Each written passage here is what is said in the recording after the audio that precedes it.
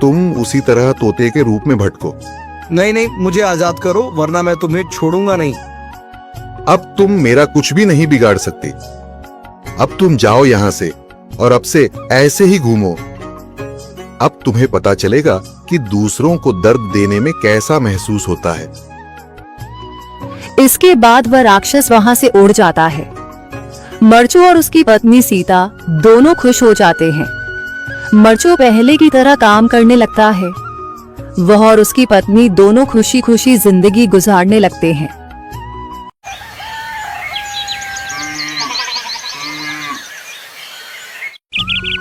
मरचू जंगल से लकड़ियां काटकर बाजार में बेचने गया, लेकिन उसे लकड़ियों के अच्छे दाम नहीं मिले।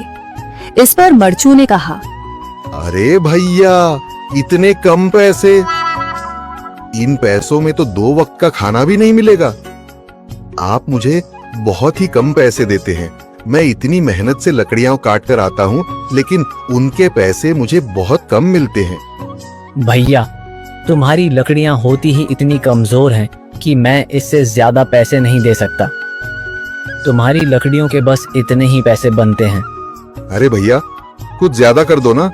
वो क्या है ना कि इन पैसों का तो कुछ भी नहीं आता। मैं अपनी जिंदगी कैसे गुजारूंगा? भैया, तुम जाकर अच्छी लकड़ियां लाओ, तभी इन लकड़ियों का अच्छा दाम मिल पाएगा, वरना इन लकड़ियों का तो यही दाम है। ये सुनकर मरचू बहुत ज्यादा परेशान हो गया और पैसे लेकर किराने की दुकान से सामान खरीदकर घर आ गया। घर पहुंचते ही मरचू की पत्नी सीता ने कहा, अरे जी, सामान ले आए आप? हाँ जी, सामान ले आया हूँ। सीता के चेहरे पर खुशी छा जाती है, लेकिन जब उसने सामान देखा, जी, इसमें तो बहुत थोड़ा सामान है। हाँ सीता, मुझे पता है कि यह सामान बहुत थोड़ा है, लेकिन मैं क्या करूं? मेरे पास जितने पैसे थे, मैं उतने का ही सामान लेकर आ गया हूँ। इस तरह हमारा गुजारा कैसे हो पाएगा जी? आपको तो पता ही है कि हम कितनी मुश्किलों से गुजारा करते हैं। हाँ हाँ, मुझे पता है, लेकिन मैं कर भी क्या सकता हूँ? मेरे पास इतने पैसे ही नहीं कि हम एक अच्छी जिंदगी गुजार सकें। इतनी मेहनत कर रहा हूँ, लेकिन फिर भी मेहनत का फल नहीं मिल रहा। इतनी मेहनत से अच्छी लकड़ी काट कर आता हूँ, लेकिन मुनासिब दाम नहीं मिलता। मैं तो बहुत परेशान हूँ। क्या करूँ? कहाँ जाऊँ? अरे जी, आप परेशान न हो। किसी ने भी मुझे काम नहीं दिया। ये सुनकर सीता भी काफी ज्यादा परेशान हो गई। मरचू से सीता की परेशानी नहीं देखी गई। उसने अपनी पत्नी सीता से कहा, मैं फिर से जंगल की ओर जा रहा हूँ। अरे जी, अभी मत जाइए ना, वैसे भी शाम हो रही है। आप कल चले जाइएगा, अभी मत जाइए। ठीक है, अगर तुम रोक रही हो तो मैं नहीं जाता। मैं कल चला जाऊंगा। इसके बाद मरचू गांव में घूमने के लिए चला गया। तभी उसे एक आदमी मिला और उसने कहा, कहाँ जा रहे हो भैया? और सुनाओ, क्या हाल चाल है? जिंदगी कैसे गुजर रही है? अरे भैया, तुम्हें तो पता है कि लकड़ियां काटकर कैसे गुजारा होता है। हाँ भैया, तुम सही कह रहे हो। और आसपास के जंगलों में अच्छी लकड़ियां भी नहीं है। इसके लिए तो जंगल के अंदर जाना पड़ेगा। पर जंगल के अंदर तो काफी सारे जंगली जानवर होंगे। मुझे बहुत डर लगता है भैया। मैं जंगल में कैसे जाऊंगा? हाँ भैया, जंगली जानवर तो होंगे, लेकिन अच्छी लकड़ियां तो वहीं से ही मिलेंगी। ये सुनकर मरचू बहुत ज्यादा परेशान हो गया, लेकिन वह आदमी बिल्कुल ठीक कह रहा था। जंगल के किनारे की सारी लकड़ियां कट चुकी थीं। अब सिर्फ जंगल के अंदर ही अच्छी लकड़ियां बची थीं।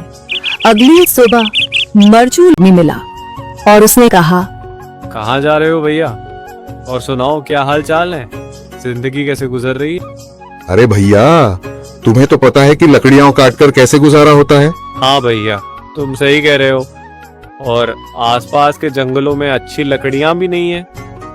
इसके लिए तो जंगल के अंदर जाना पड़ेगा। पर जंगल के अंदर तो काफी सारे जंगली जानवर होंगे।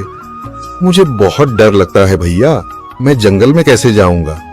हाँ भैया, जंगली जानवर तो होंगे, लेकिन अच्छी लकड़ियां तो वहीं से ही मिलेंगी। ये सुनकर मरचू बहुत ज्यादा परेशान हो गया, लेकिन वह आदमी बिल्कुल ठीक कह रहा था। जंगल के किनारे की सारी लकड़ियां कट चुकी थीं। अब सिर्फ जंगल के अंदर ही अच्छी लकड़ियां बची थीं। अगली सुबह मरचू, इसके बाद वह राक्षस वहां से उड़ जाता है। मरचू और उसकी पत्नी सीता दोनों खुश हो जाते हैं। मरचू पहले की तरह काम करने लगता है। वह और उसकी पत्नी दोनों खुशी खुशी जिंदगी गुजारने लगते हैं।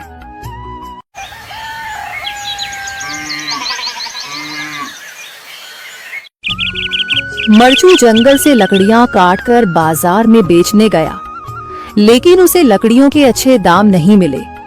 इस पर मरचू ने कहा, अरे भैया, इतने कम पैसे, इन पैसों में तो 2 वक्त का खाना भी नहीं मिलेगा। आप मुझे बहुत ही कम पैसे देते हैं। मैं इतनी मेहनत से लकड़ियां काट कर आता हूँ, लेकिन उनके पैसे मुझे बहुत कम मिलते हैं। भैया, तुम्हारी लकड़ियां होती ही इतनी कमजोर हैं कि मैं इससे ज्यादा पैसे नहीं दे सकता। तुम्हारी लकड़ियों के बस इतने ही पैसे बनते हैं। अरे भैया, कुछ ज्यादा कर दो ना। वो क्या है ना कि इन पैसों का तो कुछ भी नहीं आता। मैं अपनी जिंदगी कैसे गुजारूंगा।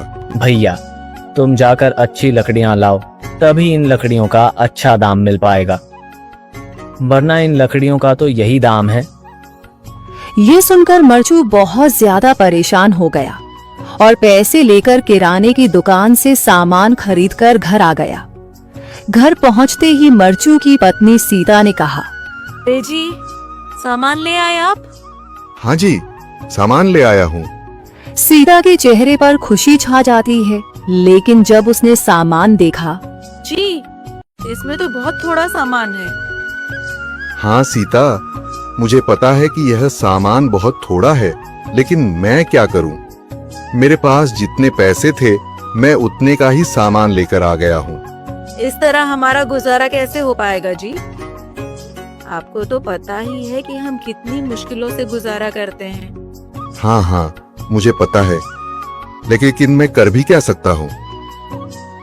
मेरे पास इतने पैसे ही नहीं कि हम एक अच्छी जिंदगी गुजार सकें। इतनी मेहनत कर रहा हूँ, लेकिन फिर भी मेहनत का फल नहीं मिल रहा।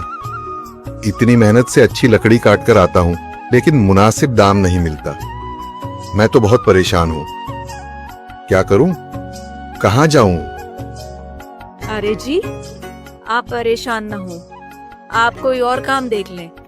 मैंने कई बार काम तलाशने की कोशिश की, पर किसी ने भी मुझे काम नहीं दिया। ये सुनकर सीता भी काफी ज्यादा परेशान हो गई। मरचू से सीता की परेशानी नहीं देखी गई। उसने अपनी पत्नी सीता से कहा, मैं फिर से जंगल की ओर जा रहा हूँ। अरे जी, अभी मत जाइए ना, वैसे भी शाम हो रही है। आप कल चले जाइएगा, अभी मत जाइए। ठीक है, अगर तुम रोक रही हो तो मैं नहीं जाता। मैं कल चला जाऊंगा।